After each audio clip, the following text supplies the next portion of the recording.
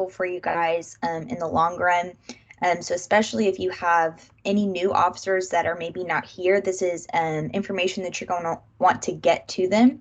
If you do want access to this presentation afterwards, we would be happy to share the presentation with you. That way you can have it, save a copy of it. That way you can refer back to it for your questions. As Allison and Tennille said, you are more than welcome to put your questions in the chat as we go through, and I will also leave an opening for questions here at the end. But without further ado, I'm going to jump right into our presentation. So for organization orientation.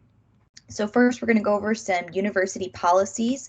So if you are interested, the official and complete rules governing student organizations can be found in the UT Dallas Handbook, the operating procedures, or you can request them from us. So it's got our office listed there, but you can shoot us an email and we'd be happy to get the full policies over to you.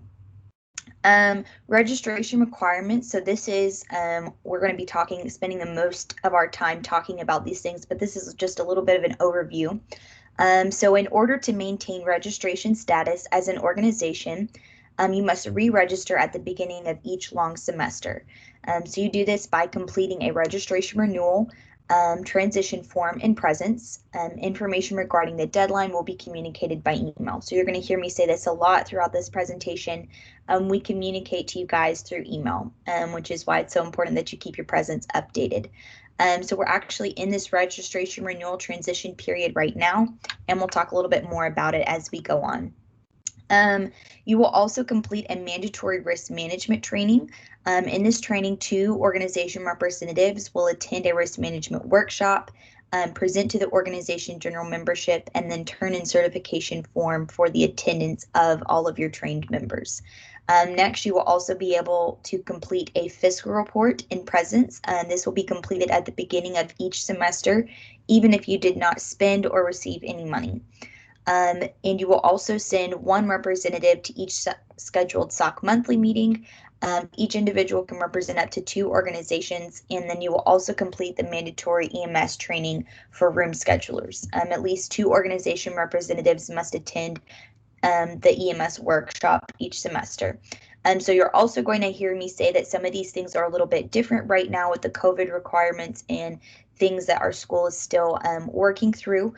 So right now the EMS training is currently closed because the EMS system to reserve rooms is still currently closed. But when this does open back up, this will be a required training. So just to keep it in mind for the future. So let's talk a little bit more about that registration renewal process. Completing a registration renewal form online in Presence. If you are not familiar with what Presence is, it is the website where all of the forms and events and pages for our student organizations are housed. I'm going to give a bit of a tour of Presence, the Presence website at the end. So if you don't know what it is, don't worry about it. We will cover that towards the end. But if you hear me say Presence, I'm referring to a website. So if there have been any changes to your organization, officers, advisors, mission statement, constitution, room reservation schedulers, anything like that, this registration transition period is the opportunity to update that information. It's very important that we have the correct contact information so that we can send you SOC information. So we're sending out these emails to you guys, and if you don't keep your officers updated in Presence, then it's going to be sent to the wrong people and you won't have the information that you need. If there are no changes to be made to the organization, you will still submit this registration renewal form. You'll just submit it unchanged. So failure to renew your organization by the deadline will result in a loss of registration status. And per the UT Dallas Handbook of Operating Procedures, the organization will not be able to reactivate for a period of 6 months. This will include the loss of all benefits and resources provided by the SOC organization. And these resources include, but are not limited to, funding, room reservation, booth reservation, fundraisers, lockers, bulletin boards, copy, and participation in freshman orientation. So this is something you really want to stay on top of and make sure that you're completing within the time frame. So let's talk about risk management training. So this is something that I really would like you guys to pay attention to, because this is something that a lot of confusion happens over every time that we go through this process. So it's pretty straightforward. So just give me your full attention right now. All organizations are required to attend one risk management training session each academic year. During this risk management training, you will learn about guidelines, policies, and safety precautions required from your organization to maximize the safety of all students. So the way that this training works, your organization on your presence page, you'll have 2 risk management representatives listed there, and they will be responsible for attending the meeting. The risk management representatives will then turn around and present the information that they were given at that meeting to the general membership. So it's a 2-step process. All registered, so gonna go back to this one really quick just to make sure we understand. So the 2-step process, so your 2 risk management representatives attend a training hosted by the SOC office, and then we're going to send you that presentation, give you access to it, and your 2 representatives are going to train your full membership. So everyone in your organization will be receiving this risk management training every year. So this is not a one-time thing. This is something that we do each school year. And your 2 risk management representatives will attend the organization with the SOC office and then turn around and train your full membership. So everyone is getting the training, just not directly from the SOC office. So if you have questions about that, you are welcome to email us or ask them in a little bit. So the next requirement, the fiscal report. So all registered student organizations are required to submit a fiscal report each semester. The fiscal report is a basic assessment of the organization's finances from the previous semester. Official bank statements or other documentation is not required. If the organization does not complete this form, the organization will not qualify for SOC funding. So these will be operating funds, programming funds, and you will not be able to hold any fundraising events. So the fiscal report form can be found again on Presence, and it sounds more complicated than it is. It's a very straightforward form to fill out. What I recommend you guys doing for whomever your treasurer is, just keep an Excel sheet running throughout the year. Just make a notation of how much was spent, what it was spent for, or if you're receiving money. It doesn't have to be a lot of in-depth information, but if you keep that Excel sheet running, then it'll be easy to copy and paste that information over to the form when it comes time to fill it out. SOC monthly meetings. So the monthly SOC meetings provide the following content. We give you guys information about upcoming events and deadlines, detailed information on current or new policies and procedures, and we also bring in various guest speakers to provide event information and presentations about what's going on around campus as a whole. Any member of a student organization can attend the meetings. It does not have to be an officer. And each student can represent up to 2 organizations. So these meetings take place on the first Tuesday of every month at 7 p.m. Again, any of your members can come and be in attendance. It doesn't have to be an officer to make the required attendance. EMS training. So in your organization's registration, you're also going to list 3 representatives for your room schedulers. These 3 individuals must attend the EMS training workshop once a semester. Failure to complete the EMS training that semester will result in a delay or an inability to reserve rooms, booths, and locations for the following semester. For example, if an organization did not complete EMS training requirements during the fall semester, they will be unable to reserve rooms for the following spring semester. So again, this is a little bit different right now because no one can reserve rooms through the EMS system. But this is just training to keep in mind for when those opportunities do open back up. All right, so let's talk about the Student Organization Center. Student Organization Center, fondly known as SOC, has many programs and serves to help student organizations operate more efficiently. Usually when we are in office, we are located in the Student Union room 2.416. It's right across, if you're familiar with where the Galaxy rooms are, it's right across from the Galaxy rooms. The SOC is the hub of campus activities and involvement at UTD. These are our normal office hours when we are in office. They're a little bit different right now. They are 8 a.m. to 5 p.m. right now. And if you call this number, we probably won't answer because we're not in the physical office, but you're more than welcome to reach out to us via email or Teams anytime. So other services that we offer you guys, in addition to training, leadership training and resources, the SOC provides the following to student organizations. We give you guys mail services, computer access, organization lockers, fax machine, copying and laminating, poster printing, event enhancers, funding, and event planning assistance. So I'm going to go ahead and put it out there right now. A lot of these services are unavailable right now due to COVID, due to the things that we're working through. I will let you guys know what you do and do not have access to currently. But in a perfect world and back to normal, hopefully we're heading that direction. These are all of the things that we offer for you guys. So for mail, all junior organization mail is stored by the SOC office. Organizations will not be notified when mail has arrived, with the exception of reimbursement checks and mail that does not fit in the file, and then packages. If you receive any of those 3 types of mail, we will notify you. Notifications will be sent to the officers, organization's officers, and only officers can collect mail, and you must have your comment card to be able to pick up mail and collect reimbursement checks. So right now, this is still something that is being offered. Right now, we're doing monthly mail check pickups, and so you can sign up for that. We send out emails each month and announce it also at the SOC monthly meetings for the times that you can sign up to pick up mail. And we do a twice a month mail pickup. So this is still an available resource for you guys. Copy service request and event planning assistance. So organizations will be able to request prints from the SOC by submitting the copy service request form on Presence. Please allow at least 48 hours for any copy service requests to be completed, and upon completion, the submitter of the request will receive an email notifying them that their prints have been made. So this is a really cool thing that we offer for you guys. The SOC will only provide normal 8x5 by 11 and 11 by 17 copy paper, and a limit for the amount of prints per non-duplicate copy service request can be found at the top of the form.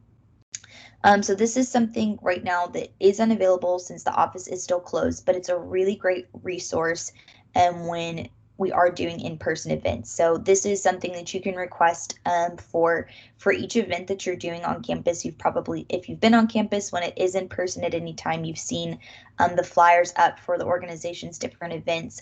I believe you can request up to 50 color prints or 100 black and white prints per event that you are hosting. So this is a really great resource to take advantage of.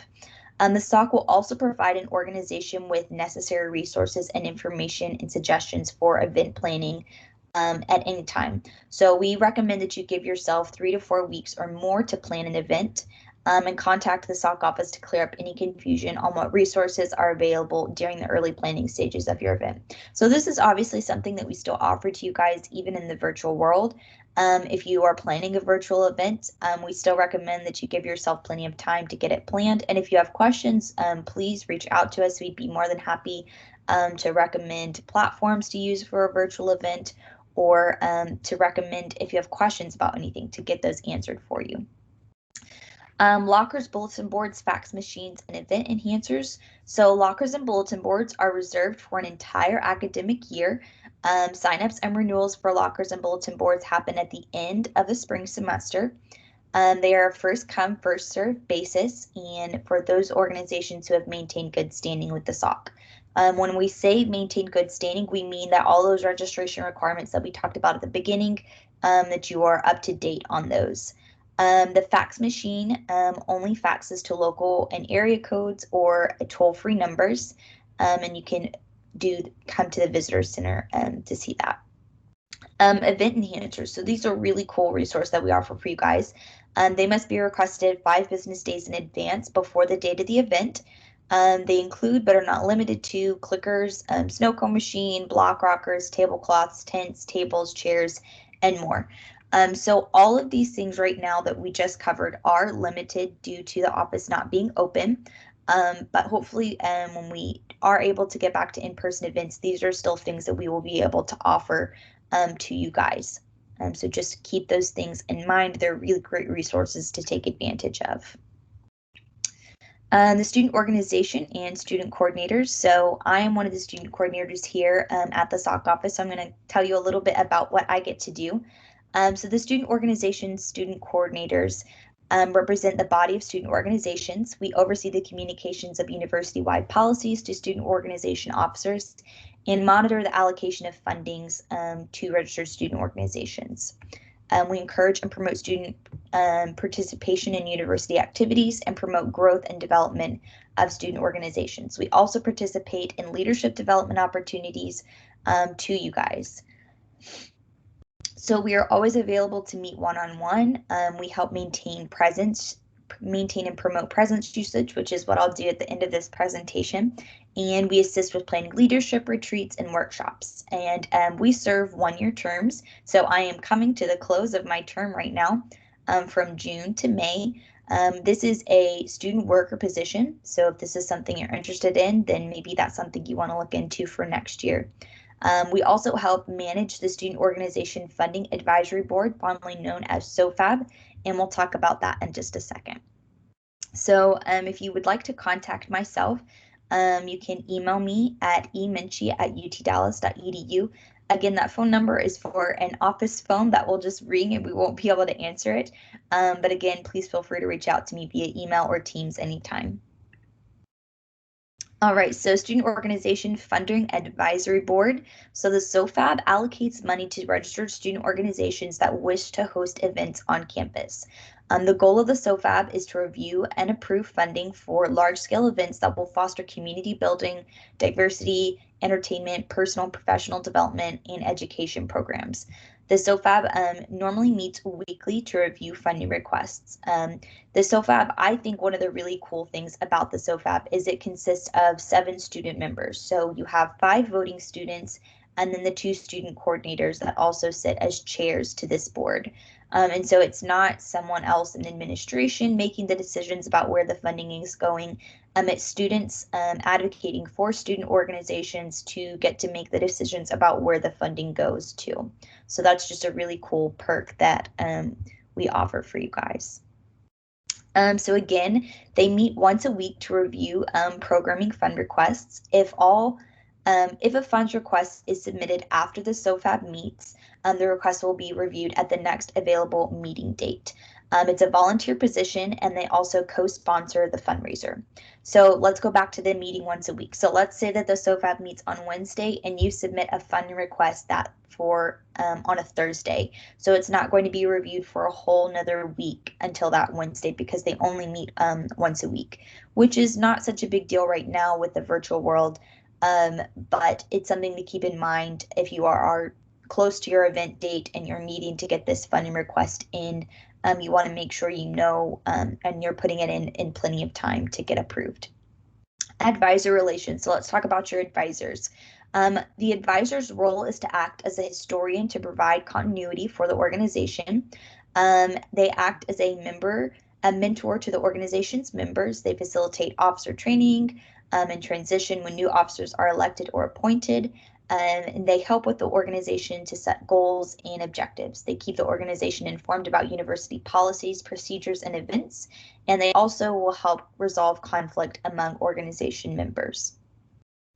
In addition to the organization-specific needs, UTD expects the following of you guys as advisors. Advisors must be full-time UTD faculty or staff. They must be knowledgeable of the organization's activities, encourage campus participation, and meet with the SOC when requested. So the advisors, it's really up to them and up to you guys how much that they want to be involved with your student organization, but we do ask that you keep them informed and knowledgeable about what you guys are doing. So however you choose to do that, if it is a meeting with them, if you're sending them a monthly email or a newsletter, just keeping them in the loop about what is going on with your organization.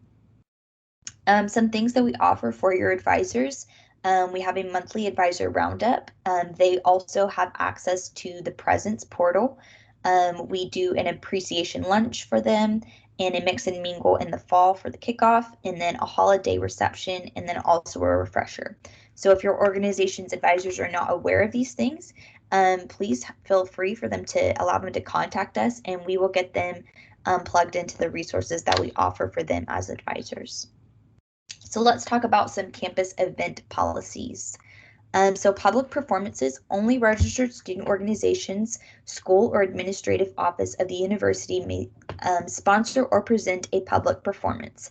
A public performance is defined as a public exhibition on the university property for which admission will be charged or where attendance is not limited to faculty, staff, or students of the university.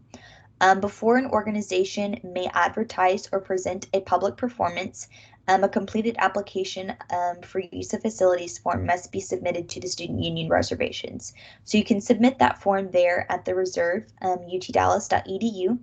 And again, this is something that is not available right now due to the policies that are still in place, but to keep in mind for future reference. Campus activities, risk evaluation. So these are known as the CARE meetings. So some student organizations events are categorized as risky events and require additional planning and information. The criteria for a CARE event are if you are expecting an attendance of 200 people or more, if the event is open to the public, if your organization is going to be selling tickets or charging a entry fee for the organization, and if the event will end past midnight, or if minors will be present at the event. So if one or more of these criteria apply to an event that you are planning, a CARE meeting will be required at least 2 weeks prior to the date of the event. This meeting is mandatory and the event cannot take place without it. So this maybe sounds scary. We're using the word risk to describe your event. It's not a bad meeting. It's a meeting with Tennille and Allison. I've been through one with my organization before, and they really just sit down with you and they ask you some questions about your event. They really just want you to be sure that you're planning for everything, taking everything into consideration, such as the weather, making sure you have the appropriate location set up, and if you're going to need police care or just assistance in planning and tearing down the event. And so this is just, it's a planning session for you guys. So it's for your benefit. And these are events that we want to take place. So just keep that in mind. Off-campus activities. So the University of Texas at Dallas assumes no responsibility for events that student organizations sponsor off-campus. The activities of student organizations and their individual members taking place off university-owned or controlled property are entirely the responsibility of student organization. The university accepts no responsibility for off-campus activities by allowing advertising for such activities on the campus. Any student organization or student who engages in conduct that is prohibited by the system, institutional rules, federal, state, or local law is subject to discipline whether such conduct takes place on or off campus or whether civil or criminal penalties are imposed for such conduct. So this is basically just telling you guys that the university is not responsible for your activities off campus. Just keep that in mind, and just because you're associated with a student organization does not make the university liable. So please just make sure you're behaving properly on and off campus. Advertising for visual and visual identity. So this is for when you are making those flyers, if you're printing something to promote your event. So the event publications disclaimer, all student organizations must provide certain required information on all publications, including web pages. So basically how you're going to do this, you're simply going to copy and paste it from this presentation here. And in the brackets, you're going to fill in your information. And this would go if you're printing a flyer or if you have a website. The second one is the Americans with Disabilities Act. The ADA regulations require that the following information appear on notices and advertisements of events and meetings that are open to the university and the public. So again, you're going to copy and paste it. Student organizations sponsoring the event is responsible for any charges incurred by providing these accommodations. So this is not something that has to be at the center of your flyer or take up a whole bunch of space. It just needs to be legible and it must be on there. Visual guidelines. So the university must always be referred to as the University of Texas at Dallas. The word "the" should always be included before the word university. Also, the phrases the University of Texas at Dallas, all caps, are acceptable, or the University of Texas at Dallas, UTD, may be used. UTD cannot be used on its own, and please keep this in mind. UTD may not be attached, may be attached to the end of your organization's name, but never at the front of your organization's name. And the official UTD logo is prohibited from use. So what are those official logos? These are the 4 official logos that are prohibited from use. So you're more than welcome to use a logo that is similar, but not these particular logos. So if you're printing something like a flyer or making a t-shirt, you do not have permission to use the official UTD logo.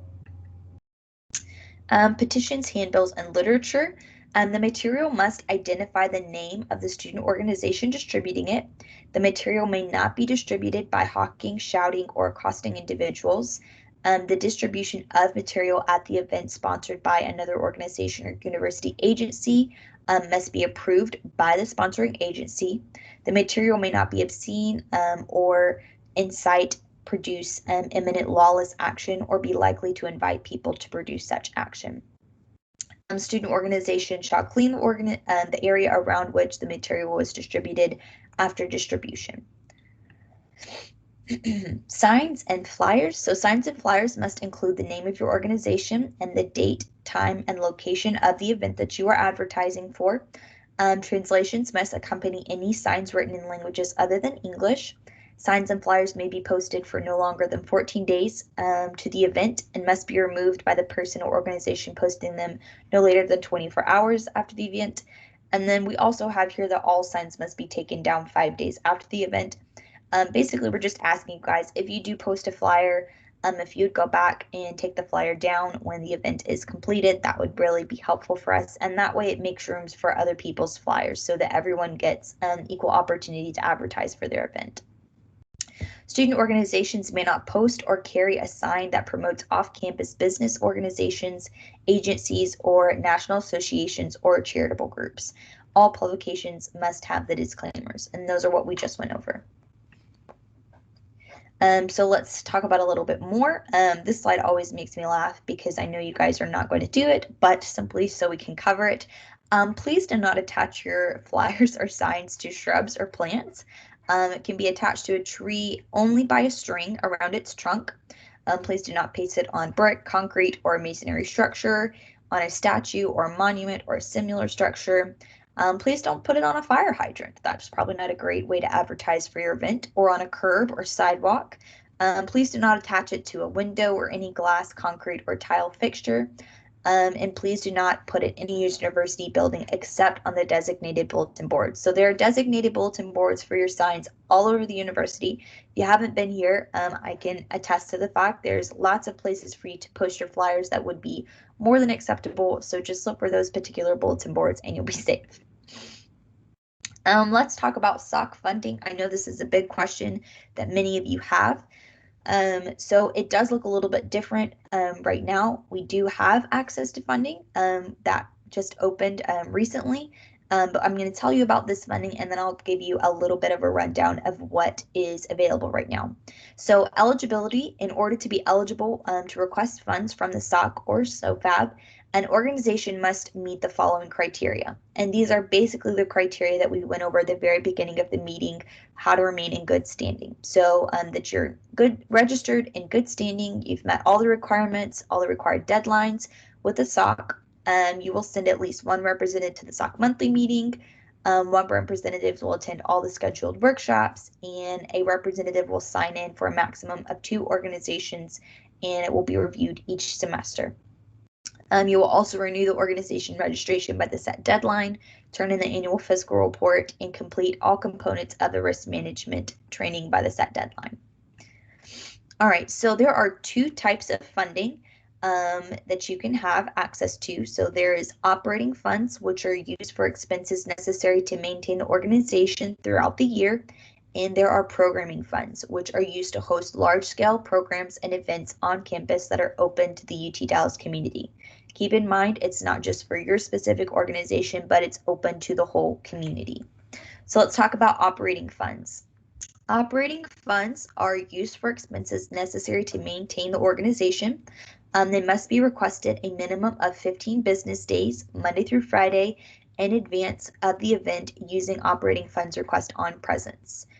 So all reimbursement checks are written to the name of the organization, and therefore we recommend that a bank account in the group, that you make a bank account in the group's name. All reimbursements at 100% up to the amount allotted under the tiered funding. excluding tax. So we are fixing to talk about the tiered funding. So here's a rundown of the tiered funding. For a new organization, you're allocated up to $200 per academic semester for the first full year, and established organizations are eligible for up to $300 per academic year.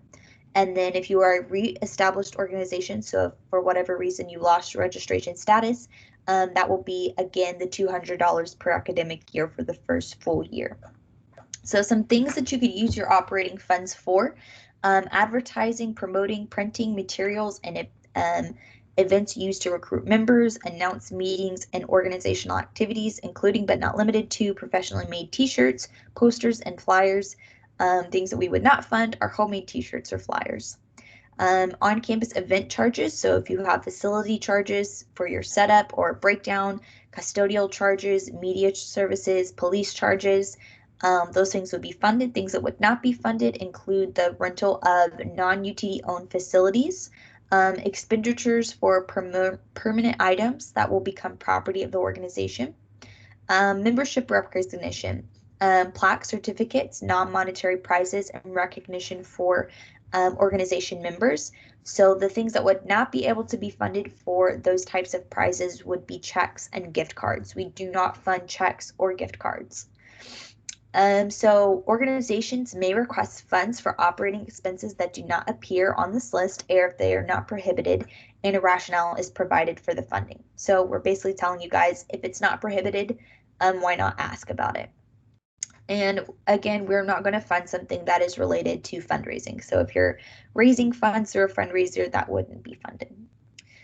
So some things that are non-funded via the operating expenses: retroactive funding, so any expenses incurred prior to the date of approval; individual purposes, so any activity that is directly related to an individual's project or dissertation to receive academic credit from the university; and technical equipment or hardware, audiovisual equipment, computer software, parts, and peripherals. None of that will be funded.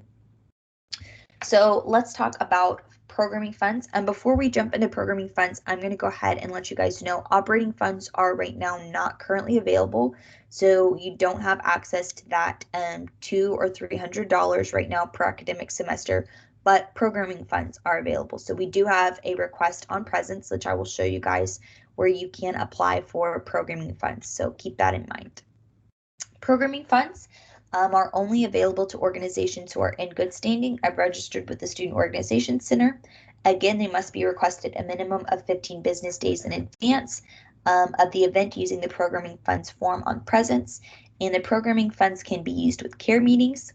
All reimbursement checks are written out to the name of the organization, and again, we recommend that you have a bank account in the organization's name. Otherwise, you will not be able to cash the checks and you won't be able to have access to the funding. All right, so let's go over some things that these programming funds could cover for you guys. So speaker costs, any external speaker or presenter travel costs, any speaking fees, a gift not to exceed a monetary value of $100, UTD personnel or faculty speaking on a topic unrelated to a UTD position or research. An invoice, bio, and W-9 must be provided in order to get funds for speaker costs. Again, things that would not be funded are gift cards or donations. For entertainment, if you want to have a DJ, any kind of artist fees, rental of a licensed copy of a film, or other entertainment media, all of that would be funded. We will not fund the rental costs for a non-licensed copies of films. UTD physical facilities, so if you're going to have charges for setup and cleanup for your event, or table and chairs on campus facilities, we will help you guys fund that. Charges including rental of non-UTD owned facilities, that would not be funded because you could rent it from UTD. So event personnel, so any kind of cost associated with providing UT Dallas police officer or guard, catering, event staff, referees, officials, and anything that activities might demand, we can probably fund that for you guys. Equipment rental, so we would fund the rental of equipment, so this would be like lights or a platform, anything like that. Some things that would not be funded is equipment or electronics, including digital cameras, software, cell phones, PDAs that become property of the organization. So if you are purchasing it, we are not going to be able to help fund it, but we can help you rent those things. Food and beverage, so this is probably the thing that we get the most funding requests for in a normal in-person world, is costs associated with providing food at your program. So this would be like requesting for pizza or drinks, cookies, that kind of thing, or even all the way up to catering for a nice banquet. Publicity, so costs for publicizing a program such as flyers, ticket printing, programming, printing, and advertising in the UTD Mercury. All of those things would be able to be funded. Apparel, costs associated with apparel for the publicizing of a program, or rented costumes. Some things that would not be funded are general apparel for the organization members, for example, costumes. So if you're throwing a costume party and you want everyone to dress up, we're not going to fund the costumes for your whole organization membership. So some non-funded things, food sales. So again, if you're doing a bake sale or a fundraiser for philanthropy, those things are not going to be funded. Department-sponsored programs, so programs in which the majority of the planning or executing the event is coordinated by university staff rather than the student organization membership, that's not going to be sponsored. The reason for this is sponsored programs already have their own funding. So if you're working with a department on campus, then you probably have access to other funding. Literature distribution would not be funded. So events in which literature or material is simply being passed out with limited interaction and participation, that's not going to be funded. Fundraisers, again, we will not fund fundraisers. And member-only programs. So this means if your event is only open for your organization, it's not going to be able to be funded. These funds are allocated to events that are open for the full UTD membership. That way all students can take advantage of the funding. So that's something that you want to be really careful of when you're submitting this application. Make us aware that this is going to be open for the full UTD membership, and tell us how you're going to get the word out there for it. That way we know that it's benefiting everyone. So reimbursement, let's talk about reimbursement. To be eligible for reimbursement, you must have submitted either an operating or programming funds request within the appropriate time period, 15 business days before your event. This is very important, so listen up. If you have received a message from the SOC that your funding request was approved, only after getting approval can you make the purchases. So let's say that you're requesting operating funds to buy t-shirts. So you submit the funds request to buy t-shirts and you're waiting on to hear back from us, but you go ahead and buy the t-shirts because you're really wanting them for a particular date at an event. We will then not be able to fund those t-shirts. We can only fund things before they have been purchased. So if you would like t-shirts to be funded, you can submit a request. It'll go through us. We will get it approved or approved part of it and then send that back. Then you can go in and purchase whatever you are needing for your event, t-shirts, whatever it may be. But we cannot fund things after they've been purchased. So if you purchase something and then you're like, man, we really should have requested funding for it, there's not even any point in submitting your request because we cannot fund things that have already been purchased.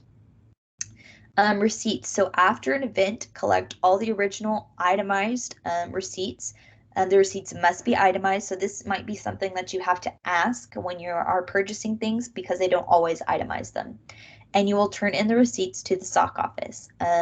So this, if it's in a virtual world, we will make a way for you guys to get the receipts back to us virtually. And they must be submitted within 5 business days after the event. The SOC reimbursement form. So reimbursement forms should not be submitted until your event or expenditure has taken place. They must include the full name of the organization, no acronyms, contact information, and the tax ID number, so your EIN number. All paperwork is due 5 business days after the date of the event, and this form can be found and completed on the presence page. All right, so reimbursement processing. We will do all the paperwork and submit it to the UTD accounting. It will take about 20 business days from the date of the final approval to receive the reimbursement. Checks are sent to the SOC office, and we will contact your organization's 5 representative officers to pick up the email when the check is ready. Room reservation. So hang in there, guys. You are almost finished. So room reservations, EMS is the online room reservation system. Only authorized room schedulers listed on Presence can submit a room reservation request. The individual who sent the request is the only person that can edit, modify, or cancel that room request. And student organizations request media in their rooms at this website. I recommend personally saving this website. That way, bookmarking it, you can have access to it. I found when I was a room scheduler for my organization that it was really hard to find this website. So just keep that in mind if you are going back to when EMS is open again, just bookmark it. That way you have access to it. Booth reservations. So booth requests are processed within 5 business days. Student organization banners are required at the booth if you do have a banner. You will check in at the student union control desk, which is on the first floor of the student union, right there behind the pool tables, and is required by the desk to confirm before your booth. That way it'll be set up when you get there. AV services on the Student Union Mall are available at no charge for any eligible user. So let's talk about some special benefits. So each registered student organization will receive 5 free poster prints per academic year from the SOC. Once these 5 free poster prints have been exhausted, your organization may pay for any additional print requests. So we already talked about little flyers that you can print, but when we say you have 5 free posters, if you're familiar with those really large posters that normally the university uses to advertise for their events, when the office is open, you guys will have access to get 5 of those posters for free. So if you're going to have a really big event that you're wanting to promote, keep in mind that you have access to those 5 free posters. All organizations that have been registered for 1 full year are eligible for a cloth banner. The SOC will purchase 1 cloth banner with up to 6 letters valued at $100 for your student organization if requested. The SOC will pay for the media services associated with meetings, events, when the organization reserves their room using EMS. And operating funds can be used to purchase general non-event specific things like t-shirts. That is probably one of the things that we get funding requests for most often. So the banners, if you're interested in a banner, you can fill out the banner section of the operating request form on Presence. Your group will choose a background, a border, and a color of the letters, and SOC funds may not be used for the replacement of the lost or damaged banner. So again, this is not open since operating funds are not currently open, but that's an example of the banner that you would be able to have access to getting. So fundraising activities. All fundraisers conducted by student organizations must be approved through the SOC. Funds may be raised for a student organization or a 501c3 nonprofit organization. When funds are raised for a 501c3 nonprofit organization, evidence of a deposit slip or a receipt paid to the entity must be provided to the SOC within 30 days of the fundraiser. So this is just to help us make sure that all the money is getting to where it needs to go. Fundraising and food sales. So again, obviously these are not available right now, but in later times, these might be applicable. So we'll just go over them right now. Student organizations are allowed to sell non-consignment merchandise. Homemade baked goods are approved for sale, but they must be packaged individually prior to your booth setup. There should be no packing occurring at the table or at the time of sale. Student organizations are not permitted to distribute food that contains uncooked milk, cream cheese, eggs, whipped cream, yogurt, or frosting made with eggs or yolks. Foods that require refrigeration or heating may not be sold or distributed. All student events involving food must provide the essential utensils, plates, cups, knives, forks, etc. to the consumer. And those serving the items at the table must wear plastic disposable gloves at all time when preparing, serving, and handling any part of a food item. Fundraisers with foods must follow the UTD Dallas food guidelines. And if you have any questions about these policies, you can visit the SOC website or email us. All right, you guys, you made it. I'm really proud of you. I know it's a lot of information to sit through. But if you have questions, you're welcome to unmute at this time or put them in the chat and we will get them answered for you guys.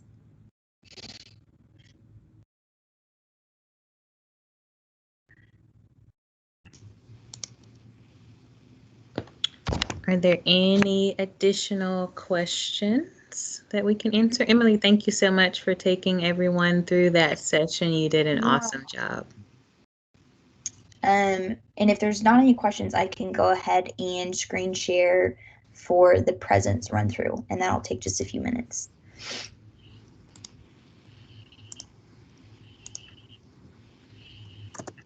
All right, doesn't look like we have any questions. I'm going to go ahead and switch over screens. All right. I think you'll just see. All right, can everyone see that? Yes, we can see it. Okay, awesome. So this is, if you see up here, and this is the utdallas.presence.io website. So this is what it's going to look like when you put that website in your browser. For organization leaders, you're going to be able to come over here. Well, for all students, you'll be able to log in. But for those of you who are officers, representative officers, you'll be able to log in to Presence. It'll have you put in your UT Dallas net ID and password. You're going to log in. I will warn you, sometimes Presence is slow, so you just have to work with it. I recommend using the Firefox or Chrome browser. Once you log in, it looks like it's basically the same page. You're going to come back up here to the same login button, and you're going to click on your admin dashboard. And once you are in your admin dashboard, those of you who are officers have access to this. If you are an officer and do not, a representative officer and do not have access to this, you can email us and we'll make sure that that happens for you. But once you come here over to the left-hand side in this corner, you will see this menu. So we have dashboard, forms, organizations, events, people. So let's take a look at the forms page. So this is all those forms that I talked about through the presentation. So the funding requests, the registration renewal, all of that is housed right here. So these are the forms that you guys have access to right now. Let's find the funding. So right here, the Student Organization Funding Request 2021, this is the current place where you can request funds for your event. So that's where you'll be able to find all of the forms and anything like that. So your organization, I'm going to show you this. So it'll be listed right now. I have access to all of the organizations. You see them all, but you will only have see the ones that you have access to. So I'm just going to use my personal organization as an example. So this is what it's going to look like for you guys. When you're doing transition, you'll come over here to these three dots on the right-hand side, and you'll see a button that says transition. My organization has already been transitioned, so you don't see it here. But I'm going to open it up. And so once you guys have registered your organization, most of you are probably not a brand new org, so this has already been set up for you. But this is what someone sees when they open up to look at details for your organization. So right here you have your roster, you have your cover image, and so this is where just all that information is housed. So we talked about the 5 representative officers. So you're going to have your president, vice president, secretary, treasurer, committee chair. For those 5 representative officers, we talked about your room schedulers. So those are listed here. And then your risk management representatives are also listed here. And then your advisor information, and then all the things that you agree to. So when you go through transition, or if at any time any of this information changes, you're just going to come over here to this corner, the pencil button, and you're going to hit edit. So let's say that in the middle of the semester, your president needs to leave and someone else is elected as a president. We're going to want to make sure that that president has is getting emails from us. So you're going to want to hit the edit button with the pencil, come down, scroll down here to the president, and you will change it. So I'm just going to change one thing so it will show up, and you'll scroll back to the very top of the form and click submit for approval. And then we will get that approved for you guys. For events, you have the ability to create an event. So you can also come up here to this create, and you can create an event. You can create your own form to use at an event. If you do create an event, it'll come through as a request for us, and then it'll show up on the presence page. That way everyone has access to it. But that's just a basic little rundown over presence. Come back to our dashboard, but that just gives you just a little bit of an idea of what it's going to look like for you guys. Again, if you do not have access to the admin dashboard right now and you are one of those 5 representative officers, you can reach out to us and we will get that fixed for you guys. All right, that's all I have. Thanks, Emily. So we have some upcoming events that we wanted to share with you all today. Before we share those, I'm going to stop our recording so I don't forget.